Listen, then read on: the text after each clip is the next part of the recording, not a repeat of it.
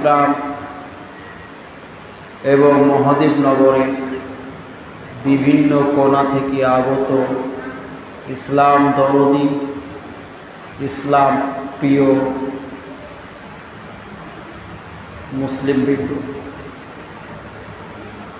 আমি আপনাদের সম্মুখে পবিত্র কোরআনের দুটি জায়গা হতে দুটি আয়াতের অংশবিশেষ পাঠ ও পরিবেশন করেছি। এই দুটি কোরআনের আয়াতের অংশবিশেষকে সম্মুখে রেখে আজকের সংক্ষিপ্ত বক্তব্য শেষ করব ইনশাআল্লাহ। ওয়া মা তাওফীকি ইল্লা বিল্লাহ। সম্মানিত উপস্থিতি, আমরা সবাই অবগত, আর কিছুক্ষণ পূর্বেই আমাদের সভাপতি মহাশয় আমার যে নির্বাচিত যে বিষয়, সেই বিষয়েরও ঘোষণা দিলেন। যে বিষয়টি আমাকে দেওয়া হয়েছে, এই বিষয়টিকে যদি আমি এইরকম বলি যে আজ পৃথিবীতে যে বিভিন্ন জায়গাতে বিভিন্ন কারণে যে অশান্তি ছড়াচ্ছে, অশান্তির যে পরিবেশ তৈরি হয়েছে, এর মূলত কারণ এই বিষয়টি।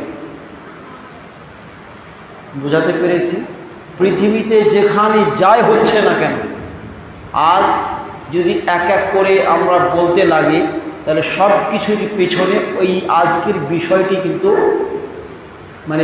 মুখ্য ভূমিকায় রয়েছে। উদাহরণস্বরূপ, এখন পুরো পশ্চিম বাংলা জুড়ে আন্দোলন চলছে তো। কি নিয়ে আন্দোলন চলছে? কি নিয়ে আন্দোলন চলছে? আরজি করে ঘটনায় কেন্দ্র করে। এই ঘটনাটা কার সাথে সম্পৃক্ত? মহিলা নিয়ে সম্পৃক্ত। এই করে আপনি যে কোনো অশান্তির পেছনে, আপনি যে কোনো অশান্তি আপনাকে ধরিয়ে দেয়, তো ওর পেছনে মূলত একটা মহিলাই জুড়বে। কি করে? একজন মানুষ যদি কারোর সাথে বেইমানি করছে অর্থ অর্জন করার জন্যে, তো ম্যাক্সিমাম মানুষ, অল্প মানুষ এমন হবে যারা অর্থ নিজের জন্য কামায়। ম্যাক্সিমাম মানুষ নিজের জন্য নয়, বরং একজন মেয়েকে সুখী রাখার জন্যে, একজন মেয়ের কাছে নিজেকে হিরো হওয়ার জন্যে সে বিভিন্নভাবে যত বেশি অর্থের মালিক হতে পারবো, তত বেশি একটা মেয়ের কাছে প্রতিষ্ঠিত হতে পারবো। মেয়ের কাছে হিরো হওয়ার জন্য কি করে? অর্থ বিভিন্ন অন্যায়ভাবে আমরা অর্জন করে থাকি বা সঞ্চয় করে থাকি। অনুরূপভাবে আপনি যদি দেখবেন সমাজের মধ্যে আজকে পারিবারিক অশান্তি, সেই পারিবারিক অশান্তির পেছনে একটা মূল ভূমিকা রয়েছে মহিলা। তো অ্যাকচুয়ালি যদি সমাজের সমস্ত অশান্তির পিছনে একটা যে সবচেয়ে বড় ভূমিকা আছে, সেটা হচ্ছে মহিলা নামক, নারী নামক একটি শব্দ। আজকে আমাকে এই বিষয়টি দেওয়া হয়েছে। এই বিষয়টিকে আমরা যদি মনে করি আমাদের সমাজের সবচাইতে ভাইটাল বিষয়, তাহলে যতটা ভাইটাল বিষয় যদি হয় আমাদের জন্যে, তাহলে শোনার জন্য আমি অনুরোধ করব যে অনুরূপভাবে নিজেকে ভাইটাল করে, যদি বিষয় ভাইটাল হবে তাহলে নিজেকেও ভাইটাল হতে হবে। তাহলে একজন ভাইটাল শ্রোতা হয়ে বিষয়টাকে শ্রবণ করার জন্যে, শোনার জন্য প্রত্যেকের কাছে অনুরোধ রাখছি। এবারে আমি আসি পর্দা সম্পর্কে। প্রথমত যে বিষয়টি বেঁধে দেওয়া হয়েছে যে পর্দা কি ও কেন, প্রথমে তো আমরা আসি পর্দা কি জিনিস। এই পর্দা শব্দটি মূলত উর্দু শব্দ। এটা আমরা এই শব্দটাকে বাংলায় ব্যবহার করে থাকি। পর্দা শব্দের অর্থ হচ্ছে কোনো খোলা জিনিসকে ঢেকে দেওয়া। মনে করুন এখানে একটা জিনিস আছে, এখানে পর্দা ঢেলে দিলেন, তাহলে এই জিনিসটা ঢাকা পড়ে গেল। কোনো খোলা উন্মুক্ত জিনিসকে বন্ধ করে দেওয়া, ঢেকে দেওয়ার নাম হচ্ছে পর্দা। এটা আবিধানিক অর্থ। এটা হচ্ছে কি? আবিধানিক অর্থ, পারিভাষিক অর্থ নয়। আবিধানিক অর্থ বলা হয় কোনো উন্মুক্ত জিনিসকে কোনো জিনিসের মাধ্যমে ঢেকে দেওয়ার নাম হচ্ছে পর্দা। মানে উজ্জ্ব করে দেওয়া, ওই জিনিসটাকে চোখের আড়াল করে দেওয়া, এরই নাম হচ্ছে পর্দা। যেমন আল্লাহ তাবারক ওয়া তাআলা কোরআনের মতো বলছেন, সম্ভবত এই কোরআনে আয়াতটি যেই সময়ে আহজাবের যুদ্ধ অনুষ্ঠিত হয়ে গিয়েছিল ওই মুহূর্তেই কোরআনে আয়াতটি অবতীর্ণ হয়েছিল। সেই আয়াতটা কি? এই আয়াতটি কিন্তু সূরা আহজাবেরই আয়াত, সূরা আহজাবের 53তম নম্বর আয়াত। সেই আয়াতে কিন্তু আল্লাহ তাআলা বলছেন, وَإِذَا سَأَلْتُمُوهُنَّ مَتَاعًا فَاسْأَلُوهُنَّ مِنْ وَرَاءِ حِجَابٍ। আল্লাহ তাআলা বলছেন, মুসলমানদেরকে সম্বোধন করে, সাহাবাদেরকে সম্বোধন করে যে হে মুসলমানরা, সাহাবারা, যখন তোমরা আল্লাহর রাসূলের স্ত্রীদের কাছ থেকে কোনো কিছু চাইবে, কোনো সামান কিছু চাইবে, ফাসআলুহুন্না, তো তোমরা তাদের কাছ থেকে সেই জিনিসটিকে চাইবে মিন ওয়ারা'i হিজাব, পর্দার পিছন থেকে, পর্দার পেছন থেকে। এখানে যদি একটা পর্দা লাগানো থাকে, আমি যে পেছনে থাকি, অটোমেটিকলি আমি কি থাকবো? ঢাকা পড়ে যাব। তো আল্লাহ তাবারক ওয়া তাআলা সাহাবাদেরকে, যারা ঈমানের শিখরে পৌঁছেছিলেন, আমাদের মতো ঈমান হারা লোক ছিলেন না, এবং কাদের ব্যাপারে? আল্লাহর রাসূলের স্ত্রীদের ব্যাপারে। এরা কারা ছিলেন?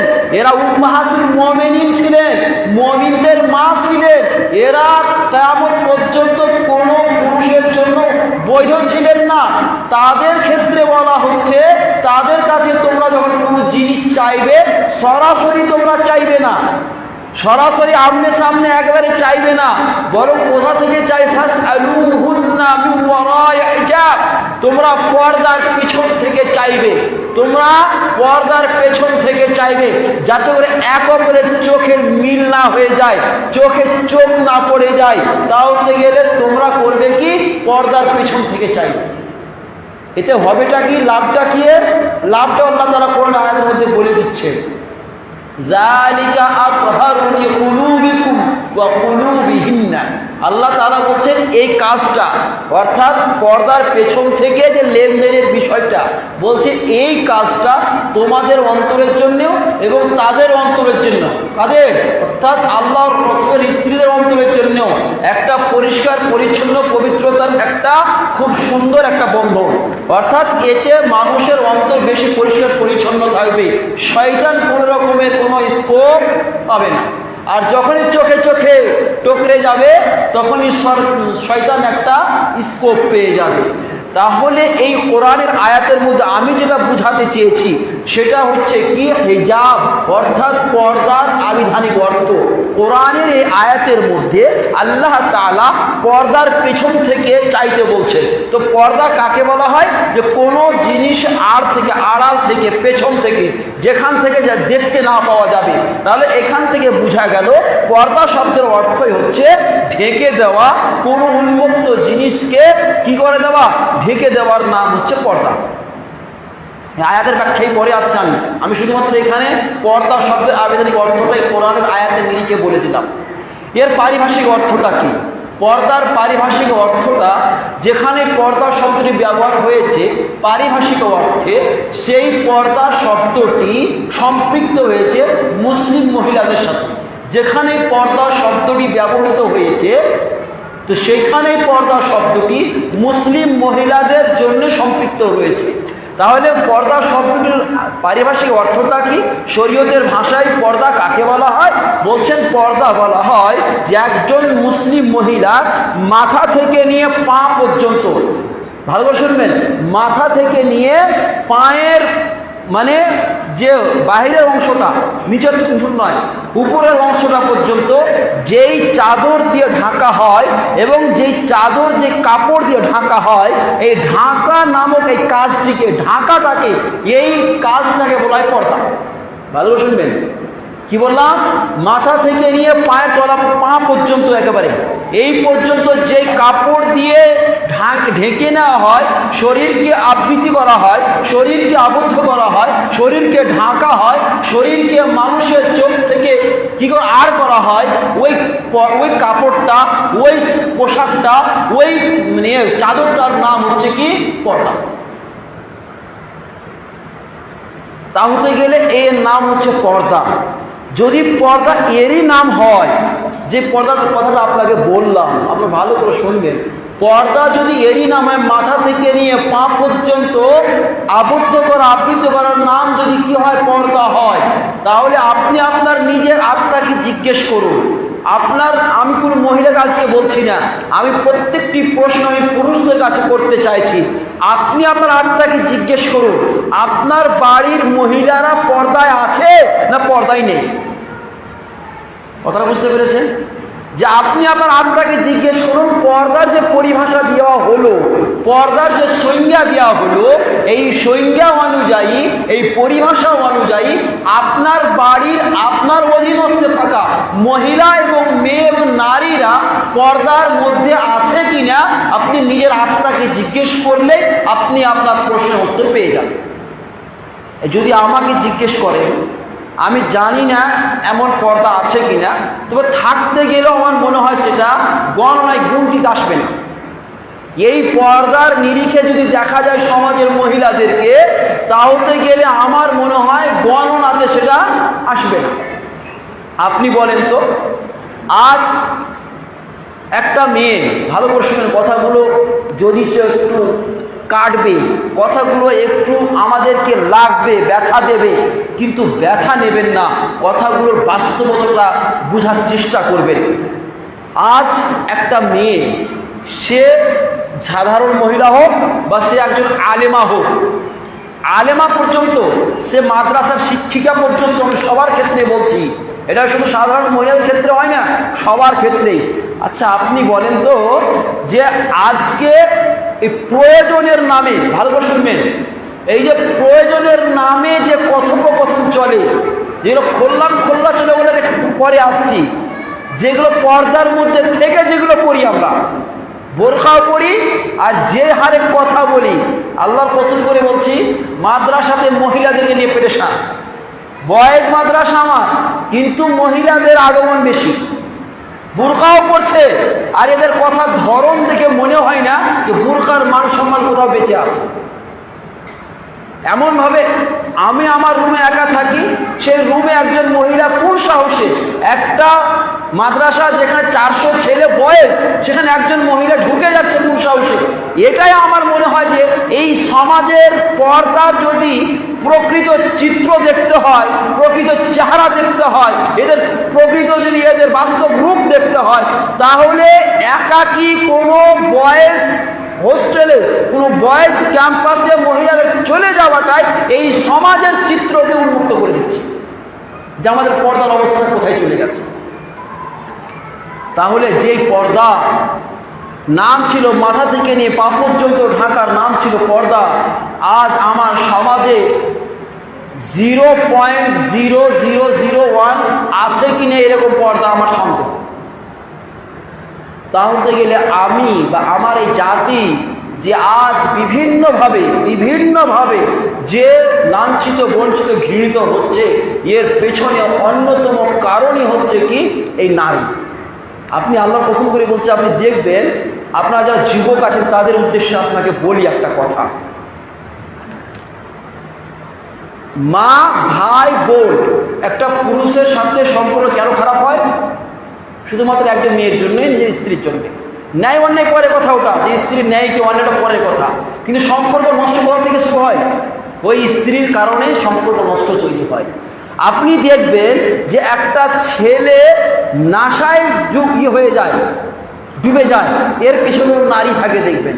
তো আপনি যে কোনো অন্যায়ের পেছনে যদি নারী থাকে, তাহলে সেই নারী যদি সমাজের অবক্ষয়ের অবনতি যদি কারণ হয়, তাহলে সমাজে সর্বপ্রথম আপনার দায়িত্ব, সর্বপ্রথম নারীদেরকে শুদ্ধ করে নেওয়া, নারীদেরকে সঠিক দিনের শিক্ষা দিয়ে একজন সঠিক দিনদার তৈরি করা।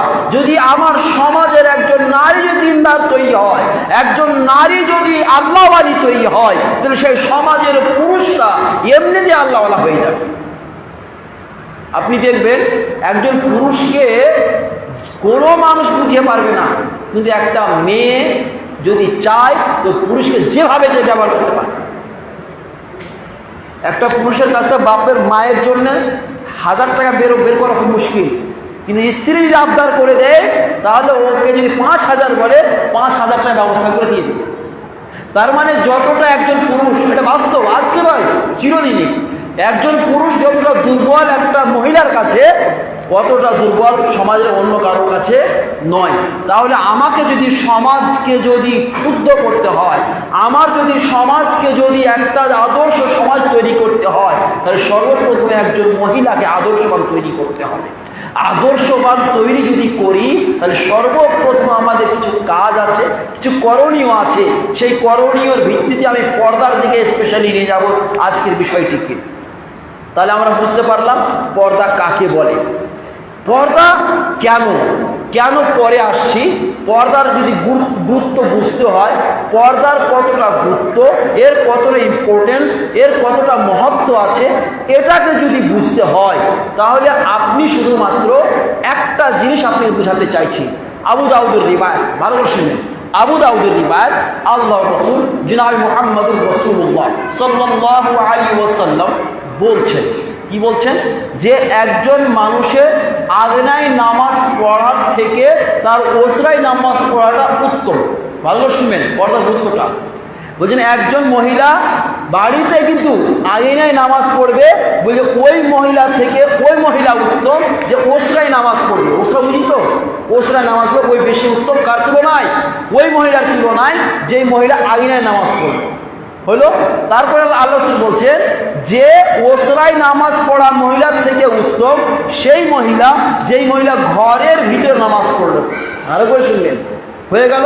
তারপর আল্লাহ রাসূল বলছেন যে ওই মহিলা থেকে যেই মহিলা ঘরের ভিতরে নামাজ পড়লো ওর থেকে বেশি উত্তম ঘরের ভিতরে কোনো আরো নির্জন জায়গাতে যেখানে আরো বেশি পর্দা ব্যবস্থা রয়েছে সেখানে যে নামাজ পড়লো সে তার থেকে বেশি উত্তম। তাহলে পর্দার গুরুত্বটা বুঝতে পারছেন? নামাজের মতো একটা গুরুত্বপূর্ণ বিষয়, ইবাদত, নামাজের মধ্যে একটি গুরুত্বপূর্ণ ইবাদত, সেই জায়গাতেও পর্দার কতটা খেয়াল রাখা হয়েছে যে নিজের বাসায় নিজের বাড়িতে আগনায় নামাজ পড়া মহিলা থেকে ওসরায় নামাজ পড়া মহিলা উত্তম হয়ে গেল, এবং ওসরায় নামাজ পড়া মহিলা থেকে ঘরের ভিতরে নামাজ পড়ে নেওয়ারই মহিলা উত্তম হয়ে গেল, ঘরের ভিতরে নামাজ পড়ার মহিলা থেকে ঘরের মধ্যে আরো কোনো পর্দার মধ্যে ঘিরা জায়গার মধ্যে নামাজ পড়া মহিলাটি ঘরে নামাজ পড়া মহিলা থেকে বেশি উত্তম হয়ে গেল। তাহলে পর্দার যে বিধান কতটা গুরুত্বপূর্ণ ইসলাম দিয়েছে এই হাদিস দ্বারা বুঝতে পারি। এটাকে যদি আরো একটু বেশি বুঝতে চাই তাহলে আমি আরেকটু আপনাকে বুঝিয়ে দিই। আল্লাহ রাসূলুল্লাহ মুহাম্মদুর রাসূলুল্লাহ সাল্লাল্লাহু আলাইহি ওয়াসাল্লাম বলছেন, কতটা গুরুত্ব আপনি বুঝুন খালি এই পর্দার। আল্লাহ রাসূল সাল্লাল্লাহু আলাইহি ওয়াসাল্লাম বলছেন, হাদিসে বর্ণনাকারী হযরতে আব্দুল্লাহ রাদিয়াল্লাহু তাআলা আনহু, উনি আল্লাহ রাসূলের কাছ থেকে বর্ণনা করছেন। আল্লাহ রাসূল বলছেন আল মারাতু কুল্লুহা আওরা, আল মারাতু কুল্লুহা আওরা। আল্লাহ রাসূল বলছেন মহিলারা পুরোটাই পর্দার জিনিস, পুরোটা হচ্ছে লুকানোর জিনিস। আওরা মানে শরমগাহ, লুকানোর জিনিসকে বলা হয় আওরা বলা হয়। তো আল্লাহ রাসূল সাল্লাল্লাহু আলাইহি ওয়াসাল্লাম বলছেন যে মহিলারা পুরোটাই মাথা থেকে নিয়ে পা পর্যন্ত পুরোটাই হচ্ছে কি ঢাকার জিনিস। যদি মহিলারা যদি পা থেকে নিয়ে মাথা পর্যন্ত পুরোটা ঢাকার জিনিস হয় তাহলে এই হাদিস দ্বারা প্রমাণিত হচ্ছে যে একজন মহিলার জন্য পর্দার বিধান কতটা গুরুত্বপূর্ণ এবং কতটাই মহত্বপূর্ণ। কিন্তু বড় দুঃখজনক বিষয়, কিছু আজকে বিতর্কিত কথা বলবো ইনশাআল্লাহ। বিতর্কিত বলতে আমাদের সমাজের মধ্যে আমরা কতগুলো জায়েজের মানে পথ খুঁজে বেড়াই, গ্যাপ খুঁজে বেড়াই, সেই বিষয় ইনশাআল্লাহ কথা হবে। তাহলে এই যে পর্দার যে গুরুত্ব, এটা কি শুধুমাত্র কি মহিলাদের ক্ষেত্রেই? আমরা যারা পুরুষ আমরা মনে করি যে পর্দা মহিলারা করবে, বাইরে বেরোবে না, তারা বোরকা পরে থাকবে, সব ঠিক আছে। যদি ও বুরকা পরে থাকলো, ও পর্দা করলো, আপনি পর্দা করলেন না, আপনি বাঁচতে পারবেন ব্যভিচার থেকে? বাঁচতে পারবেন না। তাই কোরআনের বিধান দেখুন, কোরআন সর্বপ্রথমে পুরুষদের পর্দার বিধান দিচ্ছেন, পুরুষদেরকে আগে সংযমে থাকার আদেশ দিচ্ছেন। আল্লাহ তাবারক ওয়া তাআলা আল্লাহ রাসূলুল্লাহ মুহাম্মদুর রাসূলুল্লাহ সাল্লাল্লাহু আলাইহি ওয়াসাল্লামকে সম্বোধন করে বলছেন, কুল, হে নবী আপনি বলে দিন, লিল মুমিনিনা, মুমিন পুরুষদেরকে, মুমিন পুরুষদেরকে আপনি বলে দিন ইয়াগুদ্দু মিন আবসারিহিম, তারা যাতে করে নিজের দৃষ্টিকে নিচু করে নেয়। আল্লাহ তাবারক ওয়া তাআলা আল্লাহর রাসূলের মাধ্যম দিয়ে মুমিনদেরকে বলাচ্ছেন যে মুমিনদেরকে আপনি বলে দিন তারা যাতে করে নিজের দৃষ্টিকে নিচুতে রাখে। আপনি আপনার আত্মাকে জিজ্ঞেস করুন, আপনার দৃষ্টি কোথায় থাকে, আপনার চক্ষু কোথায় থাকে, আপনার নিগাহ কোথায় থাকে, এটা আপনি জিজ্ঞেস করুন। একটা পুরুষ যদি চক্ষু নিচু করে নেয়, নিজের দৃষ্টি নিচু করে নেয়, সামনে টি শার্ট পরে থাক আর ন্যাংটা হয়ে থাক, অটোমেটিকলি প্রথম স্টেপ ও ব্যভিচারটা বেঁচে যাবে। ব্যভিচার লিপ্ত হতে পারে এমন মানুষটা? কখনো হতে পারে না। তাহলে আগে যদি আপনাকে সংযমে হতে হবে, সর্বপ্রথম যেহেতু একটা ব্যভিচারের যে হয় স্টার্টিং হয় না, ব্যভিচার যে প্রথম যে পদক পথ সেটা হচ্ছে কি চক্ষু, চোখে দেখা, তারপরে মুখে বলা, তারপরে অন্য অন্য যা ব্যভিচারে যাওয়ার জিনিস সেগুলো। তাহলে আপনি যদি চোখেই দেখলেন না তাহলে পরবর্তী স্টেপের কোনো রকমের আর অবকাশ থাকে না। তাহলে একজন পুরুষ যদি আজকে যদি আল্লাহ তাবারক ওয়া তাআলা এই নির্দেশ অনুযায়ী যে তোমরা তোমাদের চক্ষুকে নিগাহকে তোমার দৃষ্টিকে নিচু করে রাখো, যদি আদেশটা পালন হতো আজকে, তাহলে আজকে অটোমেটিক্যালি সমাজের মধ্যে পুরুষরা কমপক্ষে ব্যভিচার থেকে বেঁচে যায়। তারপর আল্লাহ তাবারক এই বলছেন না, পরবর্তী অংশ আল্লাহ তাবারক বলছেন ওয়াহফাযু ফুরুজাকুম, এবং আল্লাহ তাআলা বলছেন আপনি মুমিনদের বলে দিন তারা যাতে করে নিজের শরমগাহ, নিজের লজ্জাস্থানের যাতে করে কি করে, হেফাজত করে। লজ্জাস্থানের হেফাজত করার মানে কি? লজ্জাস্থানের হেফাজত করার অর্থ হচ্ছে এই যে আপনার লজ্জাস্থান ব্যবহার করার জন্য যেটুকু বৈধ, যেই জায়গাটা বৈধ সেখানে আপনি আপনার লজ্জাস্থান ব্যবহার করবেন, বাকি জায়গা থেকে নিজের লজ্জাস্থান বাঁচিয়ে রাখবেন। এতে সমস্ত কিছু আসতে পারে, এতে সমস্ত কিছু, অর্থাৎ আপনার জন্য আপনার স্ত্রী বৈধ, আপনার জন্য আপনার লন্ডি বা দাসী বৈধ। এখন যদি দাসী প্রচলন নেই, তাহলে এখন যদি দেখতে যায় তাহলে আপনার জন্য শুধুমাত্র আপনার স্ত্রী বৈধ, বাকি পৃথিবীর যতগুলি পথ পন্থা আছে, ভারতবর্ষের কথা যেগুলো বলছি, পৃথিবীর যতগুলি পথ পন্থা আছে নিজের লজ্জাস্থান ব্যবহার করা, সেটা কোনো মেয়ে হোক, সেটা ছেলে হোক, বা নিজে হোক, বা আর কিছু হোক, নিজের স্ত্রী ছাড়া যে কোনোভাবে যদি কোনো পুরুষ যদি নিজের লজ্জাস্থানকে ব্যবহার করে তাহলে সেটা হবে আল্লাহর অবৈধ, হারাম। তাই আল্লাহ তাবারক ওয়া তাআলা বলছেন যে আপনি মুমিন পুরুষদের বলে দিন তারা যাতে করে নিজের লজ্জাস্থানের হেফাজত করে। তাহলে প্রথম নির্দেশ দেওয়া হয়েছে পুরুষদেরকে তারা যাতে করে নিজেদের লজ্জাস্থানের হেফাজত করে এবং নিজের দৃষ্টিকে নিচুতে রাখে। আমরা অনেকেই, বিশেষ করে মুসলিমদের মধ্যেও কিছু শিক্ষিতরা তারা বলে, প্রশ্ন করে মহিলারা শুধু বরখা পরবে, মহিলারা শুধুমাত্র পর্দা করবে আর পুরুষরা স্বাধীন দাঁড়াবে, এটা কি করে হতে পারে? তারা ভুল ধারণায় পড়ে আছে যে ইসলাম কখনোই অন্যায় করেনি, ইসলাম ন্যায় পরায়ণ, ইসলাম ন্যায় করেছে। যেমন মহিলাদের যেমন দায়বদ্ধতা একটাই ঘিরে দিয়েছে, অনুরূপভাবে ইসলাম এই পুরুষদের জন্যও কিছু ক্রাইটেরিয়া বেঁধে দিয়েছে। তো পুরুষদের প্রথম দায়িত্ব হচ্ছে ব্যভিচার থেকে বাঁচার জন্য নিজের দৃষ্টিকে সংযমে রাখা, নিজের দৃষ্টিকে নিচুতে রাখা। পরবর্তীতে মহিলাদের আদেশ দেওয়া হচ্ছে কি, আল্লাহ তাবারক ওয়া তাআলা বলছেন, ভালো করে শুনে কথা বলুন, ওয়াকুল লিল মুমিনাত, এবং হে নবী আপনি মুমিন মহিলাদের বলে দিন, কি বলে দিন, ইয়াগুযুনা মিন আবসারিহিন্না, তারাও যাতে করে নিজেদের চক্ষুকে, নিজের দৃষ্টিকে নিচুতে রাখে। তাহলে একদিকে পুরুষকে নির্দেশ দেওয়া হচ্ছে তার দৃষ্টিকে নিচুতে রাখতে, অপরদিকে মহিলাকেও তার দৃষ্টিকে নিচুতে রাখতে বলছে।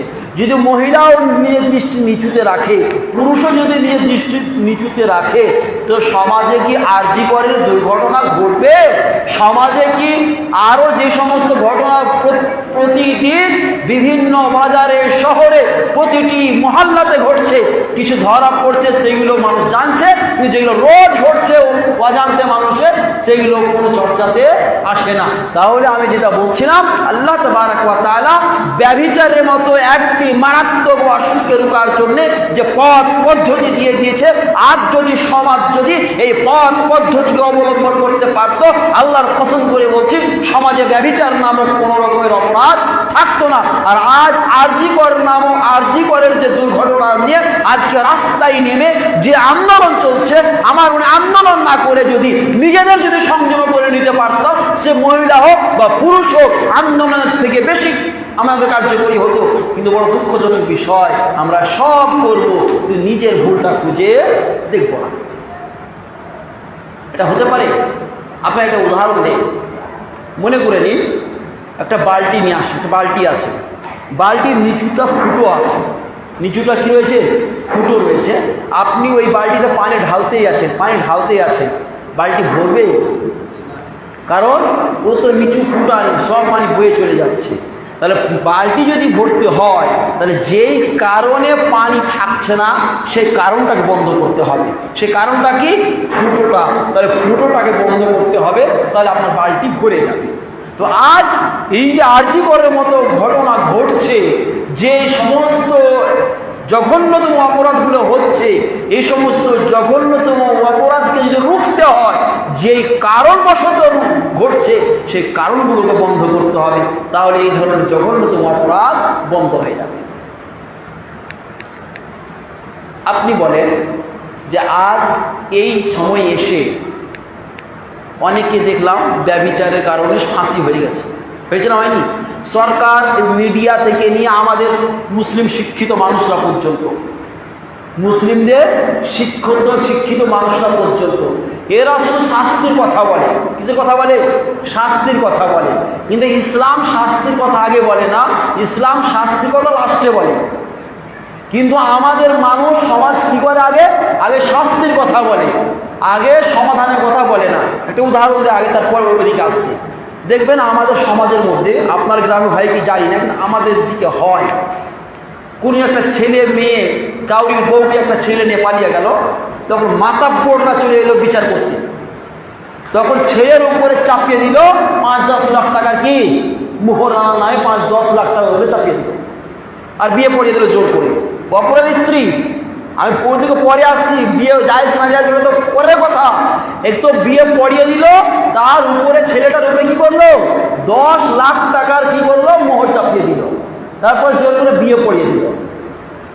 আমি বলছি যে ওই যে শাস্তি দেওয়ার জন্য মাতাব্বর, বড় মাতাব্বর, শাস্তি দেওয়ার সময় পার্টিতে বসে তুই ভালো করে বিভিন্ন রকমের কথা বলে, আর তাকে শাস্তি দেওয়ার জন্য ওই বড় মাতাব্বরগুলোকে দেখেছেন যে সমাজে এইগুলো ঘটছে, এইগুলো যাতে করে না ঘটে তার জন্য কোনো রকমের উদ্যোগ নেই।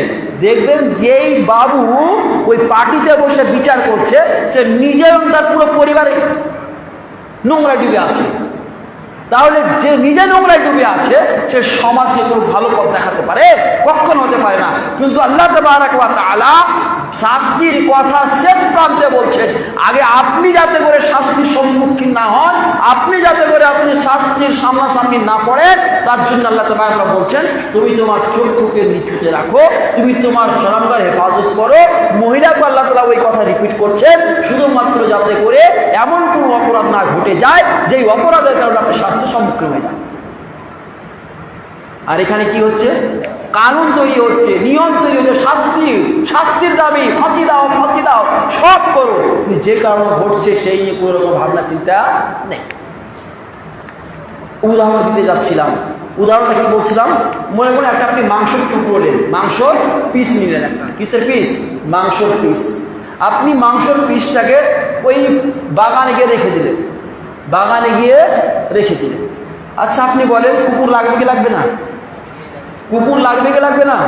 লাগবে। আপনি কুকুর এলো 2-4টা, আপনি গিয়ে পাড়ার লোক গিয়ে 2টা কুকুরকে মেরে শেষ করে দিলেন, কিন্তু মাংসটা ওখানে রেখে দিলেন, কুকুর আসা বন্ধ হবে? কুকুর আসা বন্ধ হবে? আপনি তো 2জনকে মেরে ফেলে দিয়েছেন, তাই বলে কুকুর কি বন্ধ হবে আসা? বন্ধ হবে না। তার কারণ যেই কারণে কুকুর লাগছে সেটার আপনি সমাধান বের করেননি। আপনি মারার তো প্ল্যান করেছেন, কিন্তু যাতে করে কুকুর না লাগে সেটা ব্যবস্থা করা উচিত ছিল। অর্থাৎ সেই মাংসটাকে নিয়ে এসে সুরক্ষিত জায়গাতে আপনি যদি রেখে দিতাম তাহলে কুকুর আর লাগতো না। তো আজ আপনি যতই আপনি মারুন, শাস্তি দিন, ফাঁসি দিন, কখনো ব্যভিচার বন্ধ হতে পারে না যতক্ষণ না যেই কারো ব্যভিচার ঘটছে ওই মাংস টুকরো রাস্তায় পড়ে থাকতে গেলে কুকুর শত শত হত্যা করে দিল, কুকুর আসা বন্ধ হবে না। অনুরূপভাবে যদি মহিলারা নিজেকে যদি সংযমে না রাখে, নিজেকে যদি সেই বন্দির মধ্যে পর্দার মধ্যে না রাখে, আল্লাহর কসম করে বলছি আপনি হাজারোটা ফাঁসিতে লটকে দিন, কুকুর মানুষ কুকুরগুলো আসা বন্ধ হবে না। তাহলে আমাকে আগে ওই মাংসটাকে তুলে নিয়ে এসে আমার কী করতে হবে? একটা সুরক্ষিত জায়গায় রাখতে হবে, তাহলে কুকুর আসা অটোমেটিক শাস্তি দরকারই পড়বে না। তো আগে আপনি বাঁচার রাস্তা তৈরি করেন, এখানে বাঁচার কোনো পথ আমি তৈরি করব না, কিন্তু শাস্তি দেব। এই জন্যে আজও পর্যন্ত ব্যভিচার নামক অপরাধ কমেনি, বরং বেড়েই যাচ্ছে।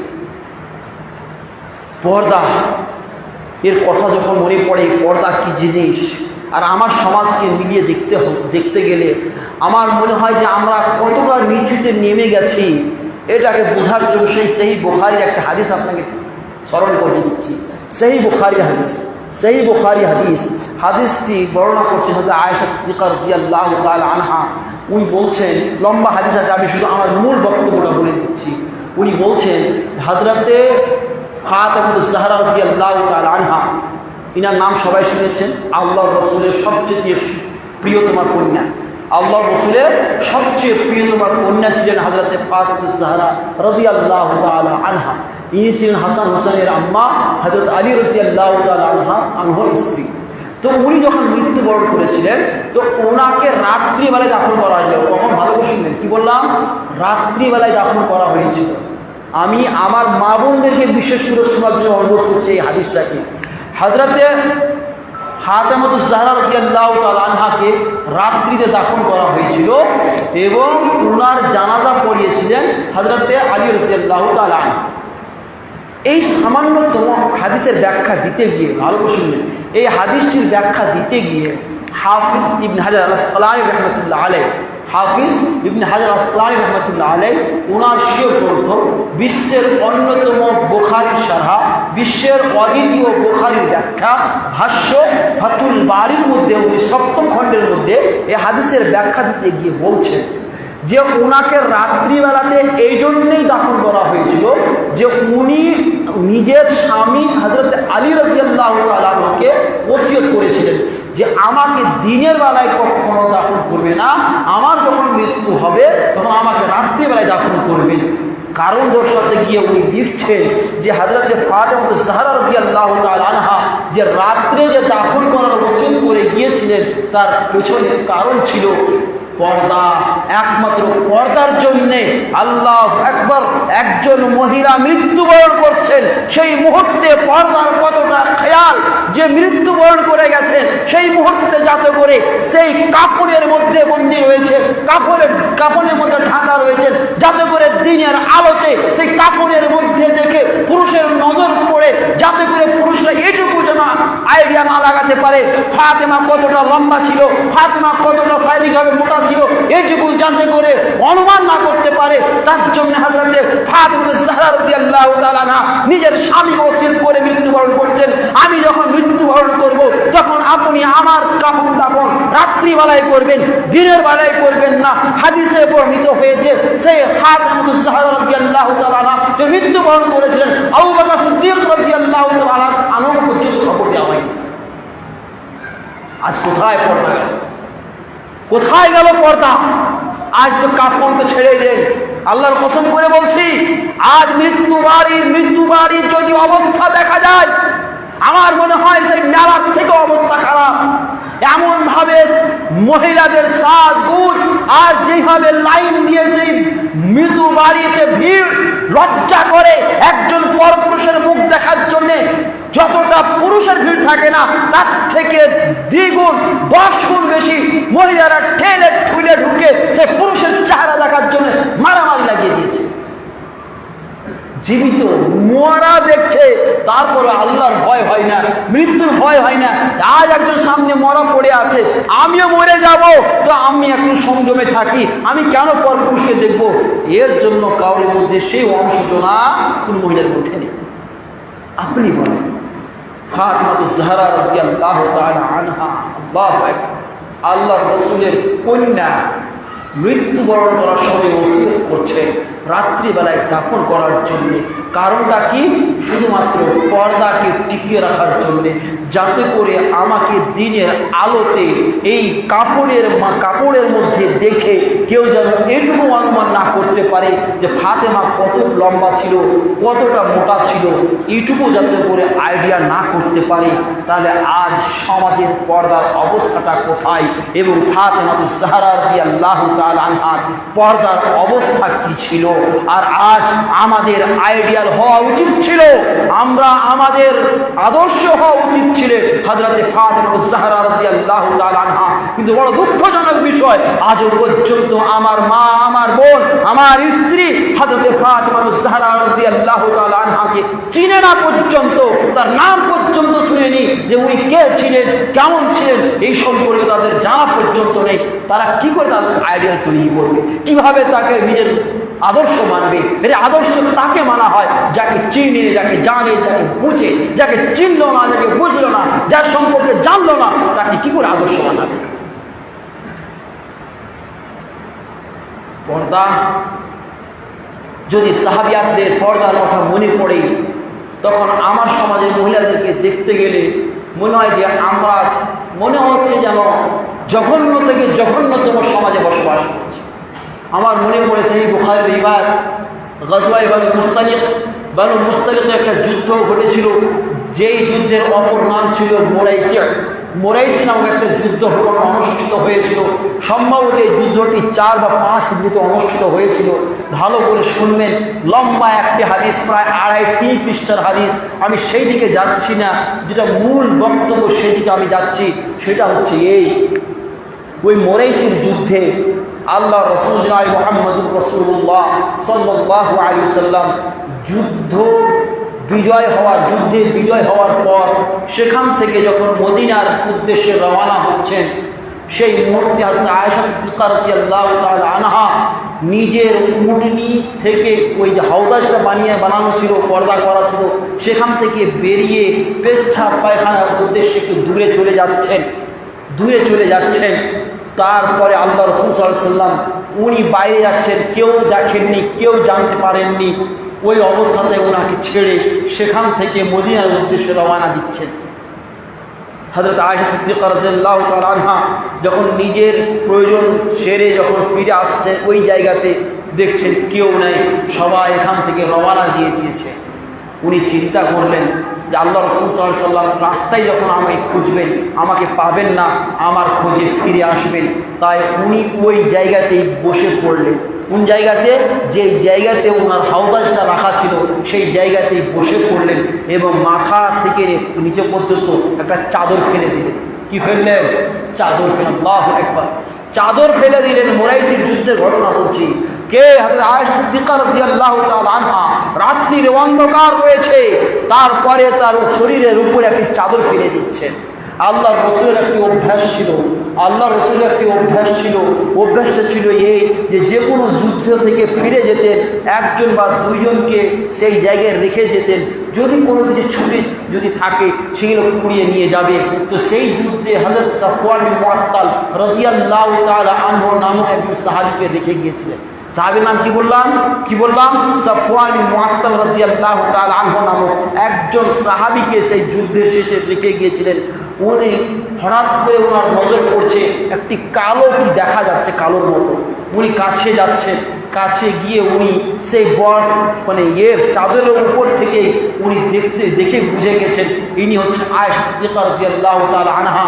কারণ উনি পর্দার বিধান অবতীর্ণের পূর্বে আয়েশা রাদিয়াল্লাহু তাআলা আনহাকে দেখেছিলেন, তাই উপর থেকে বুঝতে পারলেন ইনি আয়েশা রাদিয়াল্লাহু তাআলা আনহা। আমি এখন মূল কথাটি এবারে বলছি, শুনুন। আজ আপনাকেও বলছি, পুরুষকেও বলছি, মহিলাকেও বলছি, প্রয়োজনের নাম দিয়ে যে আমাদের গল্প হয়, প্রয়োজনের নাম দিয়ে যে হাসি আর ঠাট্টা খেলা হয়, প্রয়োজনের নাম দিয়ে যে কেনাকাটা হয়, প্রয়োজনের নাম দিয়ে যে বাজার করা হয়, কি ছিলেন, কাকে বলে পর্দা? হযরত আয়েশা সিদ্দিকা রাদিয়াল্লাহু তাআলা আনহার পর্দাকে আপনি দেখুন। উনি সেই চাদরের মধ্যে বন্দী থাকছেন। মা, উনি উম্মতে মুহাম্মাদিয়ার জন্য উনি ছিলেন, মা ছিলেন। তারপরে হযরতে সফওয়ান মুআত্তাল রাদিয়াল্লাহু তাআলা আনহা জিজ্ঞাসা পর্যন্ত করছেন না, আম্মা আয়েশা আপনি কেন সেখানে আছেন? কোনো জিজ্ঞাসা, কোনো প্রশ্ন কিছুই নয়। উনি ইন্না লিল্লাহি ওয়া ইন্না ইলাইহি রাজিউন এই দোয়াটি পড়ছেন। কে পড়ছেন? সফওয়ান মুআত্তাল রাদিয়াল্লাহু তাআলা আনহু। এই দোয়াটা পড়ার পর হযরতে আয়েশা সিদ্দিকা রাদিয়াল্লাহু তাআলা আনহা বুঝতে পারছেন কোন পুরুষ আছে এখানে। অতএব ওই বুঝে উনি নিজেকে সংযমে করে নিলেন, নিজেকে তৈরি করে নিলেন যে যদি আমাকে যদি যাওয়ার জন্য যদি ইশারা করে আমি যাব, অর্থাৎ বাড়ির উদ্দেশ্যে আমি রওনা হব। হযরতে সফওয়ান মুআত্তাল রাদিয়াল্লাহু তাআলা আনহু নিজের উটকে বসিয়ে দিলেন এবং উটকে বসিয়ে দিয়ে ফাতিমা জাহরা রাদিয়াল্লাহু হযরত আয়েশা সিদ্দিকা রাদিয়াল্লাহু তাআলা আনহা সেই উটের উপরে বসে পড়লেন। আর উনি নিচে হেঁটে যাচ্ছিলেন, আয়েশা রাদিয়াল্লাহু তাআলা আনহা উপরে বসেছিলেন। মূল ঘটনা অনেক বড় আছে, শুধু আমি যেটা বুঝাতে চাইছি যে এত বড় একটা ঘটনা যেখানে কেউ ছিল না, কোনো একজন পুরুষ ছিল না, কিচ্ছু ছিল না। প্রয়োজন ছিল বলতে পারতেন যে আমি ছুটে গেছি, আমি পায়খানা করতে গিয়েছিলাম, বিভিন্ন কথার উপরে প্রশ্ন হতে পারতো, জিজ্ঞাসাবাদ হতে পারতো। কেউ কাউকে কোনো প্রশ্ন নয়, কোনো কথা নয়, কোনো বার্তা নয়। হাইরে পর্দা, বিনা কোনো কথাতে, বিনা কোনো প্রশ্নতে ওইখান থেকে মদিনার উদ্দেশ্যে রওনা দিচ্ছেন এবং যেখানে আল্লাহ রাসূল পৌঁছেছিলেন সেখানে গিয়ে পৌঁছে গেলেন। এর মাঝে কোনো একটাও কথা হয়নি। আজ আমার মায়েদের পর্দা কোথায়? আজ আমাদের পর্দা কোথায়? যে যারা এত প্রয়োজন, এমন একটা ভয়ঙ্কর পরিস্থিতি হযরত আয়েশা সিদ্দিকা রাদিয়াল্লাহু তাআলা আনহা, তারপরে একবার প্রশ্ন করছেন না যে আমার এই ঘটে গেছে, আমার এই হয়েছে, উমুক তমুক, কোনো কথা নয়। কিন্তু আজ প্রয়োজনের নামে যে সমাজে যেভাবে যা চলছে এটা খুবই দুঃখজনক বিষয়। এই পর্দা নামক এই এমন একটি জিনিস, এই পর্দাকে যদি বলা যে ব্যাখ্যা করা যায় তো আমি এতটুকুই বলবো যে যদি পৃথিবীতে যদি আজ যদি শান্তিকে প্রতিষ্ঠা করতে হয় তাহলে একটা জিনিসকে আমরা যদি সমাজে প্রতিষ্ঠা করতে পারি, পর্দা নামক অস্ত্র প্রতিষ্ঠা করতে পারি, সমাজে অটোমেটিকলি শান্তি প্রতিষ্ঠা হয়ে যাবে। আপনাকে একটা সামান্য একটা উদাহরণ দিয়ে বুঝাই। আমাদের মায়েদের খুব আপত্তি, অনেকের, সবারই নয়, অনেক ভালো আছেন, অনেকে ভালো আছে, অনেকে চেষ্টাও করেন বাঁচার, কিন্তু হয়তো সেভাবে বাঁচতে পারেন না, সমাজ যেহেতু সেইভাবে গড়ে ওঠেনি। অনেকে চান বাঁচতে কিন্তু সেভাবে বাঁচতে পারেন না। মহিলাদের অনেকের প্রশ্ন যে এত কি এর মধ্যে থাকা যায় নাকি, এত পর্দা করা যায় নাকি? এটা অনেকেই বলে, এটা আলেমরাও বলে দেয় আবার, এত পর্দার মধ্যে থাকা যায়, নওজুবিল্লাহ মিন যালিক। এই ধরনের কথা আপনার ঈমানকে নষ্ট করে দিতে পারে সময়ে, যাকে আমি সেদিকে যাচ্ছি না।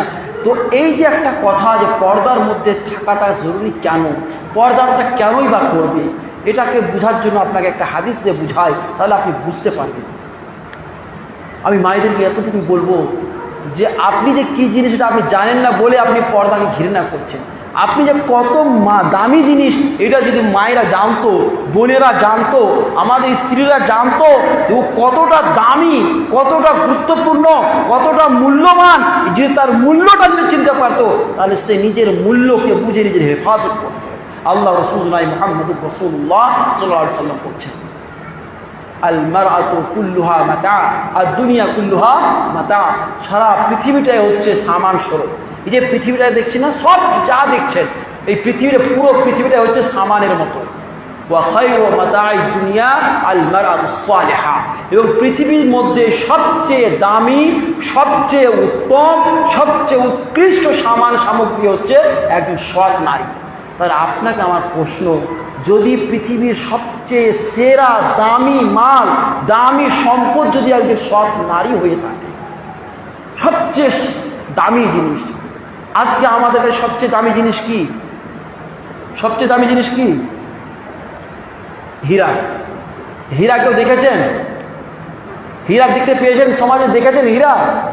কেন দেখতে পাওয়া যায় না? সামান্য একটা হীরা পৃথিবীর মানুষের কাছে খুব দামি, তাই আমরা সমাজের হীরা দেখতে শুধু পাই না, খুঁজে পাওয়া যায় না। হীরা কার আছে কিনা আমার সন্দেহ, তো হীরা খুঁজে পাওয়া যায় না।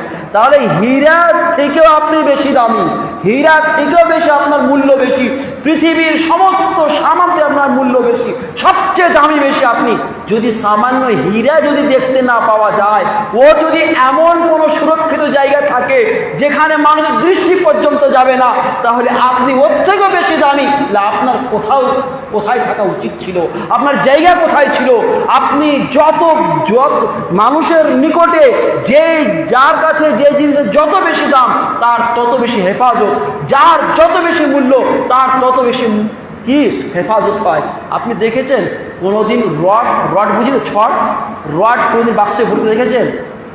বাক্সে ভরে ওই রাস্তায় পড়ে থাকে, কিন্তু কোনোদিন দেখেছেন একটা সোনার গয়না কোনো রাস্তায় পড়ে থাকতে থাকে না? কারণ মানুষের কাছে সোনার গয়নার তুলনাতে ওই রডের দাম কিছুই নয়। তার কারণ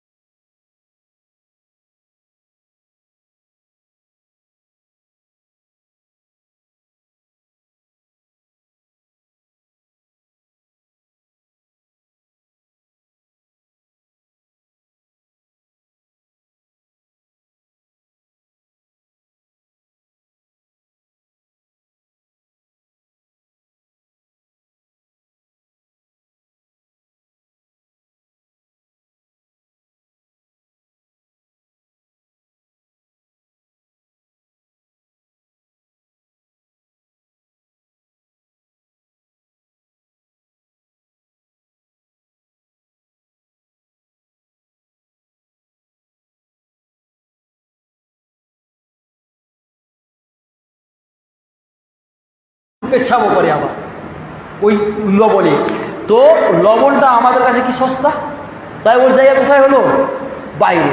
কিন্তু সামান্য ওর তুলনায় একটু দাম বেশি কার? চিনির দাম বেশি। চিনি কোথায় থাকছে? একেবারে সুরক্ষিত একটা জায়গাতে থাকছে। তাহলে মানুষের কাছে যে জিনিসের যত বেশি মূল্য, সেই জিনিসের তত বেশি হেফাজত, তার তত বেশি মানে কি দেখরেখ করা হয়। তাহলে একজন মহিলা যদি আল্লাহ রসুল মুহাম্মদ রাসূলুল্লাহ সাল্লাল্লাহু আলাইহি ওয়াসাল্লামের বাণী অনুযায়ী সবচেয়ে দামি এবং সবচেয়ে গুরুত্বপূর্ণ যদি হয়ে থাকে, তাহলে এর কি সবচেয়ে বেশি হেফাজত হওয়া উচিত ছিল না? কে বুঝাবে এই মায়েদেরকে যে ভাই তুমি সবচেয়ে দামি সম্পদ, সবচেয়ে মূল্যবান সম্পদ, অতএব সবচেয়ে মূল্যবান সম্পদ হতে গেলে সবচেয়ে বেশি হেফাজত হওয়া দরকার ছিল। কিন্তু আমি আমার নিজের সম্পদের মূল্য নিজেই বুঝিনি, নিজের মূল্য নিজেই হারিয়ে দিয়েছি। তাহলে এই সম্পদের হেফাজত করবে কে? এই সম্পদকে কে করবে? আপনি বলুন তো, আজকে হীরা যদি রাস্তায় পড়ে থাকে তাহলে দেখবেন 10টা মানুষ হত্যা হয়ে যাবে, আর ওটা খালি মারামারি করতে গিয়ে। ও বলবে যে আমি পেয়েছি, ও বলবে আমি পেয়েছি। হয়তো আপনি পেয়ে গেলে কেউ জানতে পারে, রাস্তায় মেরে কেড়ে নেবে, হীরাটা হত্যা করে দেবে আর হীরা কেড়ে নিবে। তাহলে সামান্য হীরার জন্য যদি এরকম যদি হয়, তাহলে একটা মহিলার জন্য কত সমাজে ফিতনা ছড়াচ্ছে এটা বলার অবকাশ রাখে না। তাই সমাজের সমস্ত অশান্তির জ্বর এই মহিলাকে নিয়ে। এটি আমার কথা নয়, বরং আল্লাহর নবী জনাব মুহাম্মদ রাসূলুল্লাহ সাল্লাল্লাহু আলাইহি ওয়াসাল্লাম নিজে বলেছেন, মা তারাকতু ফিতনাতান আযাররা আলা মা তারাকতু বাদি, ঠিক না, ফিতনাতান আযাররা আলা রিজালিন মিনান নিসা। আল্লাহ রাসূল আমার সেই বুখারী রিওয়ায়াত, আল্লাহ রাসূল বলছেন আমার মৃত্যুর পর একজন পুরুষের জন্য মহিলা থেকে বড় কোনো ফিতনা ছেড়ে আমি যাই না। একজন পুরুষের জন্য সবচেয়ে বড় ফিতনা হচ্ছে আল্লাহ মৃত্যুর পরে একজন মহিলা। তাহলে মহিলা একজন পুরুষের ঈমান নষ্ট করার জন্য একজন মহিলা যথেষ্ট। কারণ ওই হাদিসের শেষ অংশের মধ্যে রয়েছে, ইন্না আউওয়ালা ফিতনাতিন ফি বানি ইসরাঈল কানাত ফিন নিসা, অর্থাৎ বানি ইসরাঈলের মধ্যে সর্বপ্রথম যে ফিতনা হয়েছিল সে মহিলাদের ফিতনা ঘটেছিল, মহিলা কেন্দ্রিক ফিতনা ঘটেছিল। তাহলে যে কোনো সমাজের মধ্যে দেখবেন যে ফিতনা ঘটে ম্যাক্সিমাম সেই মহিলাকে কেন্দ্র করে, সেটা কালে কালে যুগে যুগে, আজকে শুধু নয় কালে কালে যুগে যুগে হয়ে এসেছে।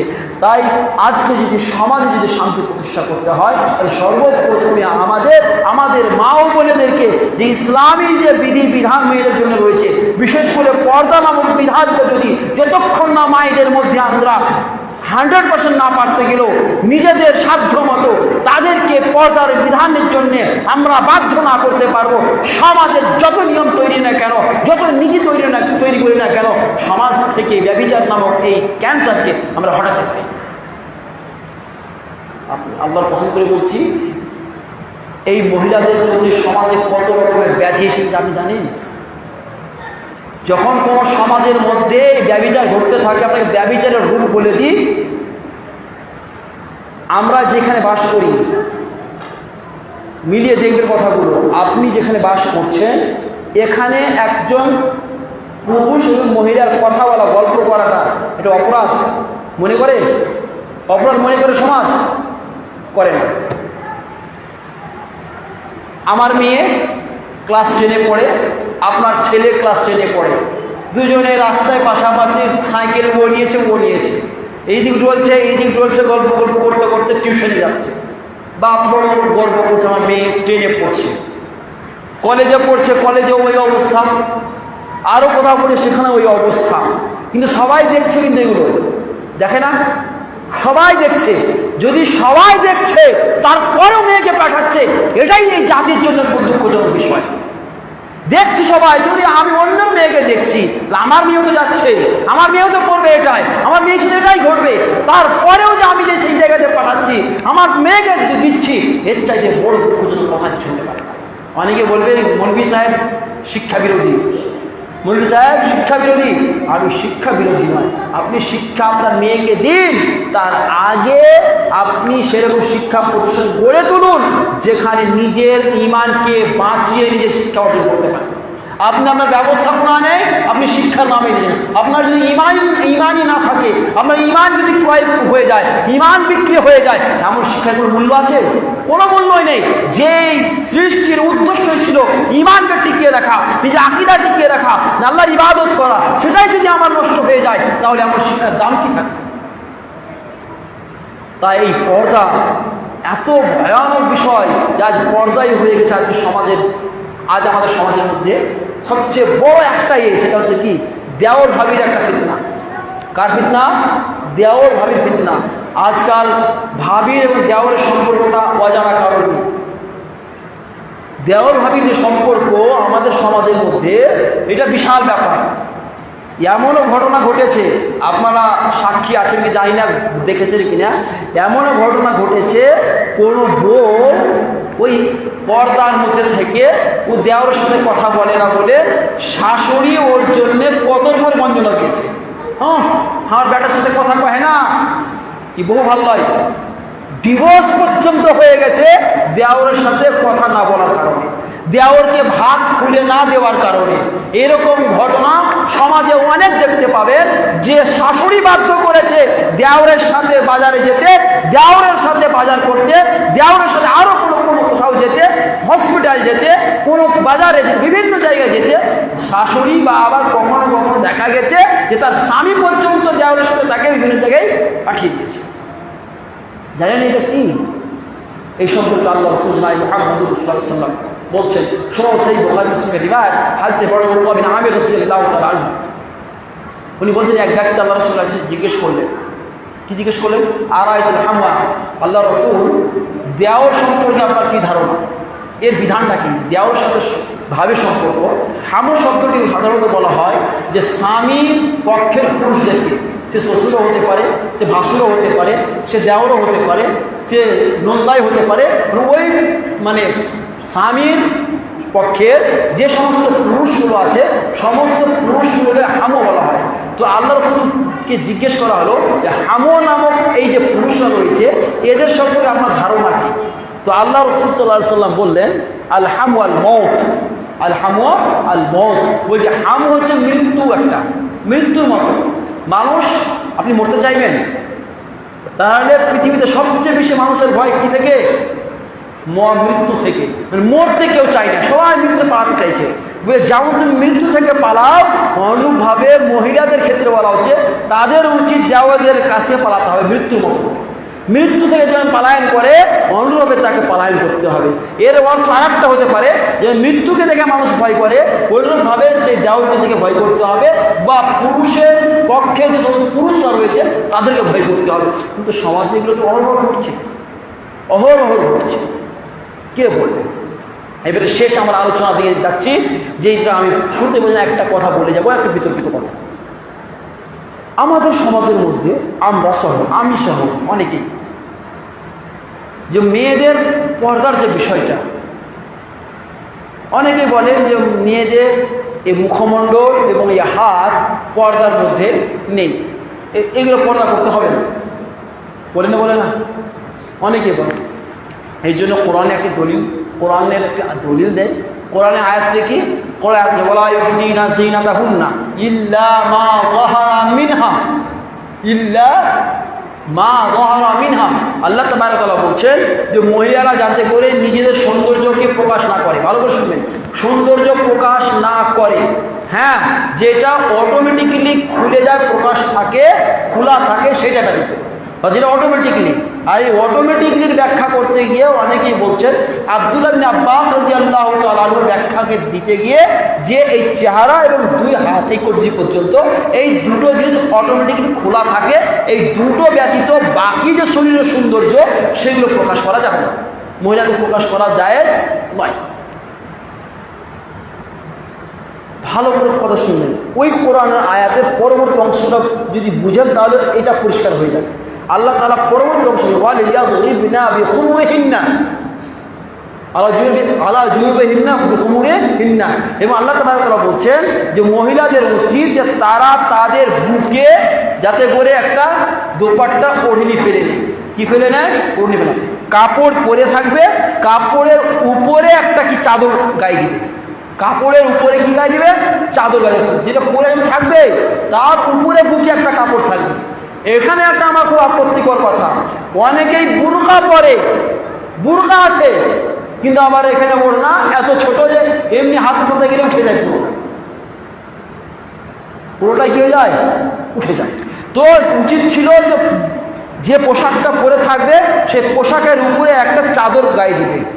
তার পরবর্তী অংশ আল্লাহ তাআলা বলেন ওয়ালা ইউবদিনা যিনাতাহুন্না ইল্লা লিবুলাতিহিন্না, ভালোবাসার কথাটা, এবং তারা যাতে করে নিজের সৌন্দর্যটাকে জাহির প্রকাশ না করে, হ্যাঁ, নিজের শ্বশুরের সামনে যে সমস্ত পুরুষের নাম এসেছে ওখানে মেহরাম, যাদের সঙ্গে বিবাহ বৈধ নয় তাদের বিবরণ এসেছে, তাদের বিবরণ ওদের সামনে সৌন্দর্যটাকে প্রকাশ করবে। ভালো করে শুনবেন।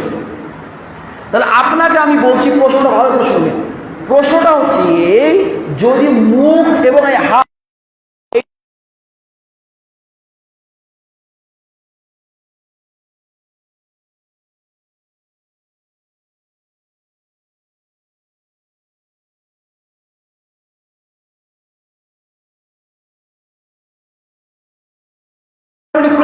প্রথমে উঠে গেছে আর বাকি খোলা যাবে।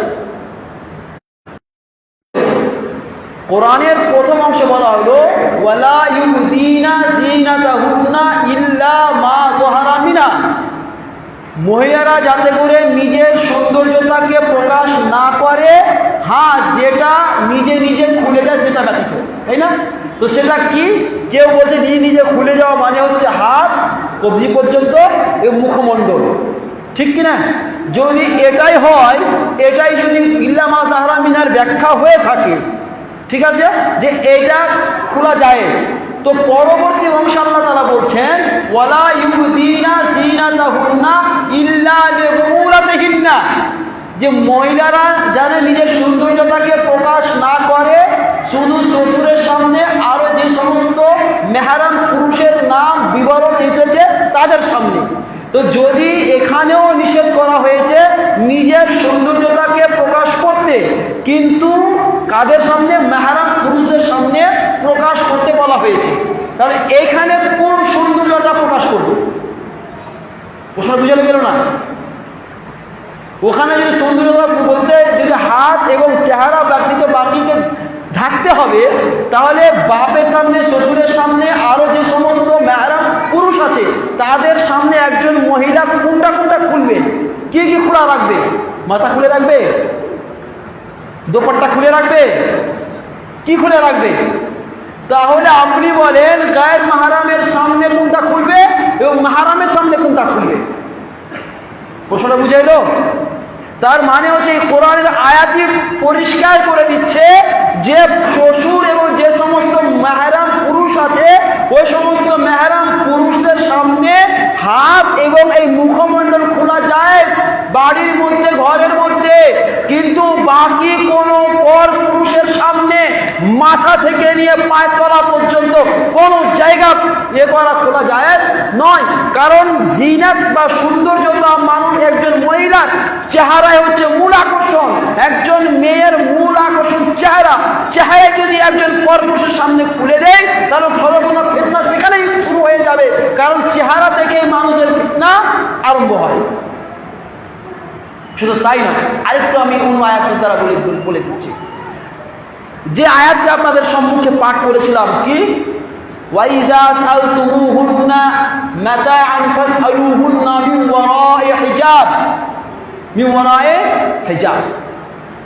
তাহলে গেলে যদি এখানে যে কোরআন আয়াত রয়েছে পর্দার পিছন থেকে, পর্দার পিছন থেকে অর্থাৎ আর হতে সামান চাইবে, আর হতে সামান চাইবে, তার মানে মুখ ঢাকা থাকবে না, পর্দার মধ্যে মুখ থাকবে না, হাত পর্দার মধ্যে থাকবে না। তাহলে এখানেও প্রকাশ হয়ে যাচ্ছে যে এখানে আমভাবে পর্দার মধ্যে বলে, ওখানে কিন্তু হাত এবং মুখমণ্ডলকে আলাদা করা হয়নি। পক্ষান্তরে ইল্লা মা যাহারা মিনার যে ব্যাখ্যা আব্দুল্লাহ ইবনে মাসউদ রাদিয়াল্লাহু তাআলা আনহুমা যে দিয়েছেন, সেই ব্যাখ্যাটা খুবই ভালো ব্যাখ্যা। সেই ব্যাখ্যাটা কি? উনি বলছেন ইল্লা মা যাহারা মিনার ব্যাখ্যা হচ্ছে এই, ভালো করে শুনবেন, যে মহিলারা যে সৌন্দর্যতাকে ঢাকার জন্য, নিজের শরীরকে আবদ্ধ করার জন্য যে পোশাকটা পরিধান করে থাকে, যে পোশাকটা পরিধান করে থাকে, সেই পোশাকের সৌন্দর্যতা, আমি এই পোশাকটা পরে আছি, এর একটা সৌন্দর্য আছে কি নেই? একে ঢাকতে পারবো? একে ঢাকতে পারা যাবে না। একজন মহিলা পোশাক বুরকা পরে আছে বা চাদর গায়ে দিয়ে আছে, চাদরের যে একটা সৌন্দর্যতা আছে সেটাকে ঢাকতে পারবে? সেটাকে ঢাকতে পারবে না। তো ওইটা অটোমেটিকলি খোলা থাকবে, মুখ নয়, অটোমেটিক কি খোলা থাকবে? ওই পোশাক বা লেবাসের সৌন্দর্যতা, লেবাস যে আপনার সৌন্দর্যতা রয়েছে ওইটাকে ঢাকা যাবে না। একটাকে ঢাকবেন একটা দিয়ে, ওটাও উপরে ঢাকতে হবে। তাহলে সারা জীবন কাপড়ের উপরে কাপড়, কাপড়ের উপরে কাপড় চাপিয়ে যেতে হবে, কখনো ওকে আপনি ঢাকতে পারবেন না। তো এটা হচ্ছে ইল্লা মা যাহারা মিনার সঠিক ব্যাখ্যা। এটাই ঠিক মনে হচ্ছে কোরআন এবং হাদিসের সমস্ত কিছুকে সামনে রেখে। আরেকটা কথা বলবো শেষে, যে যখন সমাজে বেপরদা হবে তখন সমাজ কতটা ক্ষতিগ্রস্ত হবে, এই সম্পর্কে একটা হাদিস বলে আর বক্তব্য শেষ করে দেব। আমার মনে পড়ে সুনান ইবনে মাজার হাদিসে বর্ণনাকারী হযরত আব্দুল্লাহ ইবনে উমর রাদিয়াল্লাহু তাআলা আনহু উনি বলছেন, লাম তাযহারিল ফাহিশাতু ফি কওমিন কাত্তু হাত্তা ইউলিনু বিহা ইল্লা ফাশাবিহু তাআউনা ওয়াল আওজাউ আল্লাতী লাম তাকুন মাযাত ফি আসলাফিল লাযীনা মাযাউ। আল্লাহ রাসূল জনাব মুহাম্মদ সাল্লাল্লাহু আলাইহি ওয়াসাল্লাম বলছেন, যখন কোনো জাতির মধ্যে প্রকাশ্যে নির্লজ্জতা হতে থাকবে, প্রকাশ্যে একেবারে খুল্লাম খোল্লা, আজ লজ্জা আছে এখানে যে কোনো গায়ের মাহরাম একটা অপরিচিত ছেলে মেয়ে গল্প করে, এতে কেউ কিছু বলতে বলে? স্কুলে একসাথে বসে যাচ্ছে, একসাথে গল্প হচ্ছে, এর কারোর লজ্জাবোধ আছে? বলছে যখন প্রকাশ্যে ব্যভিচার হতে থাকবে, প্রকাশ্যে নির্লজ্জতা হতে থাকবে, প্রকাশ্যে মানুষ লজ্জাবোধ হারিয়ে যাবে, মানুষের হায়া শেষ হয়ে যাবে, তো আল্লাহ রাসূল সাল্লাল্লাহু আলাইহি ওয়াসাল্লাম বলছেন ইল্লা ফাশাহিমু তাউন, বলেন সেই জাতির মধ্যে তাউন নামক ব্যাধি ছড়িয়ে যাবে। কি ছড়াবে? তাউন নামক ব্যাধি ছড়িয়ে যাবে। আর কি ছড়াবে? ওয়াল আওজাউ আল্লাতী লাম তাকুন মাযাত ফি আসলাফিহিল লাযীনা মাযাউ, এবং এমনও কতগুলি ভাইরাস ছড়িয়ে যাবে যে ভাইরাসগুলি আমাদের পূর্বসূরীদের মধ্যে ছিল না। যারা বয়স্ক লোক আছেন তারা বলতে পারবে, ক্যান্সার কতদিন থেকে শুনছেন? ক্যান্সারের রোগ 20 বছর হবে মনে হয়, 20 বছর হলো। এইডস বেশি দিনের নয়, এটাও 10-20 বছরের মধ্যে।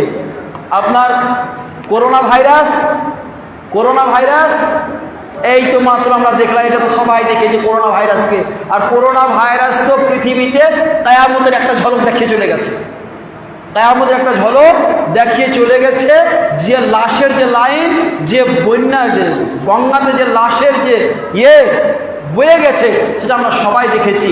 তো অতএব এই যে মহিলাদের নির্লজ্জতা, বেহায়াই, বেশরমি এবং বেপরদেগি, এর কারণে আমাদের এই জাতির উপরে বিভিন্ন রকমের ভাইরাস এসে আক্রান্ত করবে, যেটা আমরা সচক্ষে দেখছি।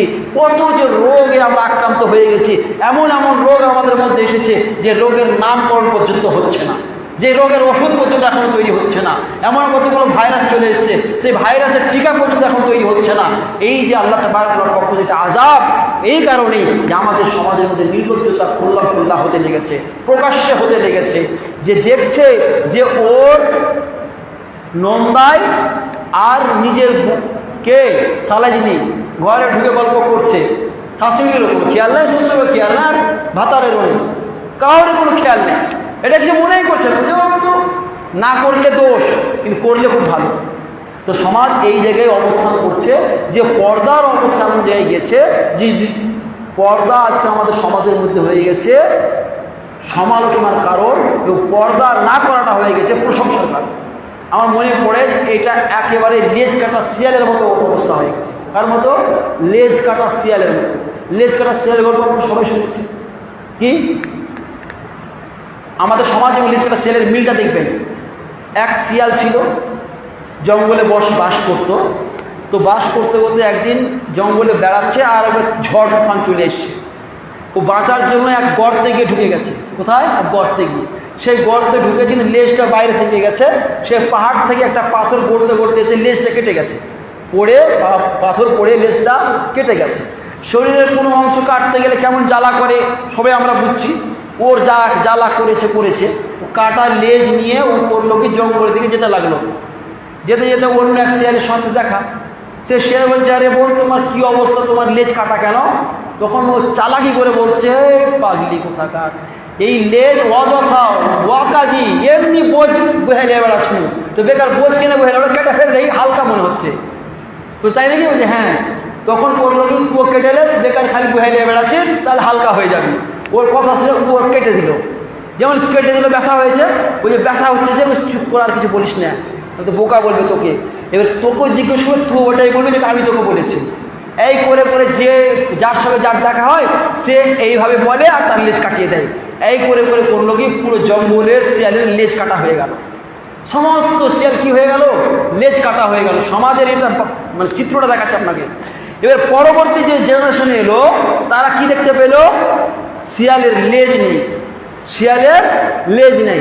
এরা মনে করতে লাগলো শিয়াল এরকমই হয়, এদের লেজ হয় না। হঠাৎ করে এরা একটা লেজওয়ালা শিয়াল দেখে এলেছে। হঠাৎ করে কি দেখে এলেছে? লেজওয়ালা শিয়াল দেখে এলেছে। তখন এরা চিল্লেছে, দেখবি নতুন শিয়াল দেখ, এদের লেজওয়ালা শিয়াল। আসলটা নকল হয়ে গেছে, দেখছেন তো? লেজওয়ালাটা আসল ছিল, কিন্তু ওটাই ওদের কাছে নকল হয়ে গেল, আশ্চর্যজনক হয়ে গেল। লেজ কাটাটা নকল ছিল, ওটাই ওদের কাছে কি হয়ে গেল? আসল হয়ে গেল। তো আমাদের সমাজের অবস্থা তাই, যে আসলটা হয়ে গেছে নকল এবং নকলটা হয়ে গেছে আসল।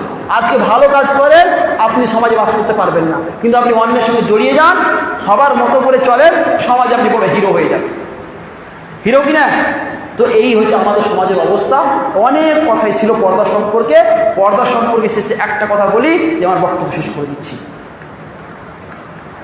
এই পর্দা কতটা গুরুত্বপূর্ণ এটুকু যদি বুঝাতে হয়, তো আল্লাহ রাসূলুল্লাহ মুহাম্মদুর রাসূলুল্লাহ সাল্লাল্লাহু আলাইহি ওয়াসাল্লাম সালি সম্ভবত আসমা রাদিয়াল্লাহু তাআলা আনহা,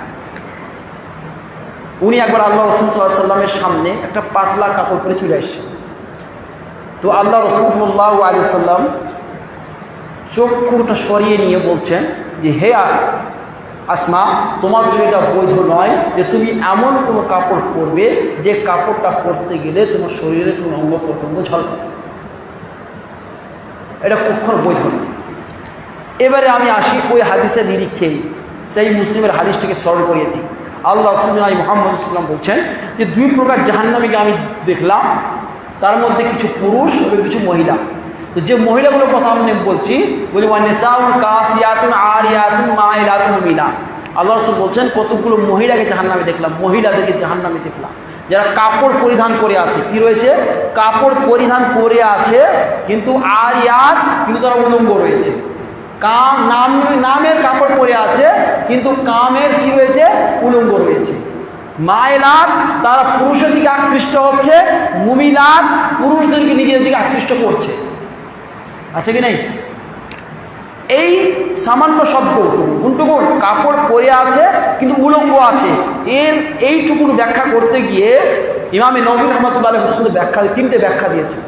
এবং এই তিনটি ব্যাখ্যা আপনার আমার সমাজের সঙ্গে মিলিয়ে নেবেন, আপনার বোনের পোশাকটি মিলিয়ে নেই, তাহলে বুঝতে পারবো যে আল্লাহ রাসূল ভবিষ্যৎবাণী এবং জাহান্নামে যাদেরকে দেখেছিলেন হয়তো আমাদের বোনগুলোই হবে সেইগুলো। কারা হবে? আমাদের বোনগুলো হয়তো হবে সেইগুলো যেগুলোকে আল্লাহ রাসূল কোথায় দেখেছিলেন? জাহান্নামের মধ্যে দেখেছিলেন। কি বলছেন? যে কাসিয়াত আরিয়াতের অর্থ হচ্ছে এই, কিয়ামতের পূর্ব মুহূর্তে এমন কতগুলো মহিলা হবে যে মহিলাগুলি এমন পোশাক পরবে, যে পোশাকগুলো এমন পাতলা হবে, এমন ঝলঝলে হবে যে তাদের কাপড় পাতলা হওয়ার কারণে তাদের শরীরের অঙ্গ প্রত্যঙ্গ দেখা যাবে। কথাটা বুঝতে পেরেছেন? আপনি বলেন, আমার বোন, আপনার বোন, আপনার স্ত্রী, আমার স্ত্রী যে শাড়িটা পরে, যে শাড়িটা পরে এই পরে না শাড়ি, আমার সমাজে শাড়ি পরে। আচ্ছা, শাড়ি পরে থাকলে দেখা যায় কি যায় না? পিঠ দেখা যায় কি যায়? ঝল ঝল করে না? তাহলে এদেরকে আল্লাহ রাসূল কোথায় কোথায় দেখলেন? এরাকে আল্লাহ রাসূল এরা কাপড় পরে আছে, অথচ এদের কি বলে? উলঙ্গ। এরা কি বলে? এদেরকে উলঙ্গ বলছে। এরা উলঙ্গ। যে সমস্ত মহিলারা শাড়ি পরছেন বা এমন পোশাক পরছেন যাদের কাপড় এতটা পাতলা যে তাদের শাড়ির নিচে থাকা অঙ্গ প্রত্যঙ্গ প্রকাশ পাচ্ছে, এমন মহিলাদেরকে আল্লাহর রাসূল উলঙ্গ বলে আখ্যা দিয়েছেন এবং এদেরকে আল্লাহর রাসূল জাহান্নামের মধ্যে দেখছেন। বুঝতে পারছেন? আছে আমার সমাজে এগুলো। এই যে শাড়ির কথা বললাম, যে চুড়িদারটা পরে, আপনার শার্টটা দেখুন, আপনার শার্ট কত মোটা এবং আপনার বোনের চুড়িদারটা দেখুন কত পাতলা। সব উল্টো উল্টো নয়? পুরুষের সব দেখুন মোটা মোটা আর মহিলাদের সব পাতলা। চুড়িদার হোক আর সে শাড়ি হোক পাতলা। ওদের চুড়িদারটা পরে ভিতরে কি পুরো আছে সেটা পরিষ্কার ঝলঝল দেখা যাচ্ছে, আর যেটা কোনো মাইন্ডই করে না। অথচ একটা পুরুষের মূল আকর্ষণ ওটাই, ওখানে ঈমান নষ্ট করে দিচ্ছে একজন যুবকের এবং একজন পুরুষের ঈমান নষ্ট করার জন্য ওই পাতলা পোশাক এবং তার ভিতরে ঝলকানো যে বাকি পোশাক, ওই যে নজরে আসছে, নজরে পড়ছে, এটা তার ঈমান নষ্ট করে দেওয়ার জন্য যথেষ্ট। দ্বিতীয় ব্যাখ্যা দিতে গিয়ে উনি বলছেন, কিয়ামতের পূর্বে এমন কতগুলো পুরুষ মহিলা হবে যাদের পোশাক এমন টাইট ফিট হবে, ভালো শুনবেন, মিলিয়ে নেবেন, টাইট ফিট হবে যে তাদের টাইট ফিটের কারণে তাদের শরীরের অঙ্গ প্রত্যঙ্গ কি হবে? চক্ষু দিয়ে মেপে নিবে। চোখ দিয়ে মাপা যায় না? তার কার পা কতটুকু মোটা, কোনটাকে পাতলা, কোনটা মোটা, শরীরে কোন জায়গাটা উঁচু নিচু, সব একটা পুরুষ মেপে দিতে পারছে চোখ দিয়ে। মাপছে না? আজকে মেয়েদের দেখেছেন কি বলে? লেগিংস। আমাদের পুরুষদের দেখুন, সবারই দেখুন, সবার কত ঢিলা ঢালা পোশাক, সবারই দেখুন শার্ট দেখুন কত ঢিলা, সবারই পাঞ্জাবি ঢিলা, আর মায়ের আর বোনেদের পোশাক একেবারে শরীরের চিপকে আছে, সব উল্টো। আল্লাহ বলছে যে এরা হচ্ছে উলঙ্গ এবং এদেরকে আমি কোথায় দেখলাম? জাহান্নামে দেখলাম। আছে এটা এই টাইট ফিট পোশাক আজকে মেয়েদের, পুরো পোশাক টাইট ফিট। লেগিংসের সময় সময় আপনি সংশয় পড়ে যাবেন যে সে পোশাক পরে আছে এখানে, চামড়ার রং আর তার লেগিংসের রং সেম। দূর থেকে মনে হবে যে ও কিছু করে নেই, মানে একই কালার। তো এরাকে আল্লাহ রাসূল সাল্লাল্লাহু আলাইহি ওয়াসাল্লাম উলঙ্গ বলছেন, এদেরকে জাহান্নামী বলেন, জাহান্নামী এরা। তৃতীয় অর্থ ব্যাখ্যা দিতে গিয়ে বলছে, কিয়ামতের পূর্বে কতগুলো এমন মহিলা হবে যাদের পোশাক এমন হবে কাটা ফাটা হবে। কি বললাম? কাটা ফাটা। দেখেছেন? এখান কাটা, এখান কাটা, এই দিক কাটা, এই দিক কাটা, এইখান কাটা, আল্লাহু আকবার, এই দিক কাটা, চতুর্দিক কাটা আর ফাটা। তো আল্লাহ রাসূল সাল্লাল্লাহু আলাইহি ওয়াসাল্লাম এদের কি বলছেন? এরা হচ্ছে উলঙ্গ এবং এরাকে আমি জাহান্নামে লিখেছি। তাহলে আপনি এই তিনটা যে অর্থ ইমাম নবী রাহমাতুল্লাহ আলাইহি বললেন, এই তিনটা কি আমার সমাজে নেই? আছে কি নেই? পাতলা আছে, টাইট ফিট আছে, কাটা ফাটাও আছে, সবই আমার সমাজে অবস্থান করছে। যদি আমার সমাজে সবই অবস্থান করছে তাহলে পর্দার অবস্থা কি আছে আমরা নিজেই বুঝে গেছি। এদেরকে আল্লাহ উলঙ্গ বলছেন। আমার বোন, আমার স্ত্রী, আমার সব, এরা হচ্ছে উলঙ্গ। এরা সবাইকে আল্লাহ রাসূল ওদেরকে জাহান্নামের মধ্যে দেখছেন। আর কি বলছেন পরবর্তী অবস্থা আরো মজা, আল্লাহ মায়না, তাদের মাথাটা কেমন হবে? তাদের মাথাটা উটের চুলের মতন হবে, উটের চুলের মতন। উট দেখেছি তো, উটের পিঠটা দেখবেন, উটের পিঠ কেমন হয়? উটের পিঠ দেখবেন দুই সাইডে গড়াল থাকে আর মাঝখানে উঁচু থাকে, পিঠের মধ্যখানে কোঁচ পাড়া থাকে, উঁচু থাকে, আর দুই সাইডে গড়াল থাকে। তো বলছে কতগুলো মহিলার হেয়ার স্টাইল এমন হবে যে চুলকে নিয়ে গিয়ে একেবারে উটের চুলের মধ্যে এখানে বেঁধে দিবে আর হেয়ার স্টাইল ঘুরে বেড়াবে। বোরখাওয়ালিরাও করে এটা। ওই জন্যে চুলের ঝুঁটি বেঁধে কখনো যাওয়া যাবে না, ঘরের মধ্যে বাঁধতে পারে, বাট ঝুঁটি বেঁধে ওর উপরে যতই আপনি পর্দা লাগান না কেন এটা করা যাবে না। চুল ছাড়া থাকবে সবসময়। চুল কি থাকবে? চটি থাকবে, ঝুঁটি হবে না। কি হবে না? ঝুঁটি হবে না, চটি হবে। অত লম্বা লম্বা করে চটি করবে। কিন্তু আজকে মহিলারা বোরখা পরে আছে, এইখানে বোরখার এইটা বেঁধে আছে, ঝুঁটিটা এখানে করে খোপা করে আছে। এই এদেরকে আল্লাহ কোথায় দেখলেন? জাহান্নামের মধ্যে দেখলেন। এদেরকে আল্লাহ জাহান্নামের মধ্যে দেখছেন। তাই আমাদের সমাজের মধ্যে মহিলাদের যে বেপরদার অবস্থা সবই আমরা দেখতে পাচ্ছি। শেষে এইটুকু অনুরোধ করব বিশেষ করে পুরুষদেরকে, যে আমরা আগে নিজেদের দায়িত্ব নেই, যে আমরা আমাদের নিজেদের স্ত্রীকে, নিজের কন্যাকে, নিজের অধীনস্থে থাকা বোন, মা, তাদেরকে পর্দার জন্য উদ্বুদ্ধ করব এবং পর্দা করার জন্য তাদেরকে বোঝাবো। এবং সময়ে যদি শক্তি প্রয়োগ করতে হয়, শক্তি প্রয়োগ মানে শুধু লাঠি দিয়ে নয়, বিভিন্নভাবে শক্তি প্রয়োগ করতে হয়, সেটাও করব। কিন্তু